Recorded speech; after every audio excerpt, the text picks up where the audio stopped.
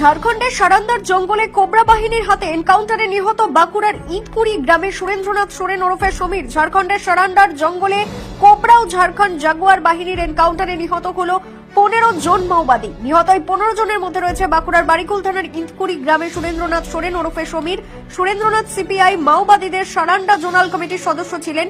বাঁকুড়ার জঙ্গলমহলের এককালের মাওবাদী প্রভাবিত বারিকুল থানার প্রত্যন্ত গ্রাম ইটকুড়ি। এই গ্রামের জন্ম সুরেন্দ্রনাথ সোরেনের।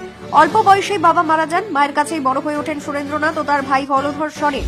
স্থানীয় শুশুনিয়া হাই স্কুলে পড়ার সময় 2006-07 সালে নবম শ্রেণীতে অকৃতকার্য হয়ে লেখাপড়া ইতি টানেন সুরেন্দ্রনাথ। এরপরই তিনি নিখোঁজ হয়ে যান। তারপর 2008 সালে নাগাদ একবার সাময়িক সময়ের জন্য বাড়িতে ফিরেছিলেন সুরেন্দ্রনাথ। পরিবারের দাবি, দীর্ঘ যোগাযোগের অভাবে সুরেন্দ্রনাথ কোথায় থাকতেন, কি করতেন তা কিছুই জানতেন না পরিবার। গতকাল সারান্দার জঙ্গলে কেন্দ্রীয় বাহিনীর সঙ্গে মাওবাদীদের এনকাউন্টার এবং সেই এনকাউন্টারে সুরেন্দ্রনাথ সোরেনের মৃত্যুর খবর জানেন না পরিবারের লোকজন। তার সম্পর্কে বিশেষ আগ্রহ দেখাতেও নারাজ পরিবারের লোকজন।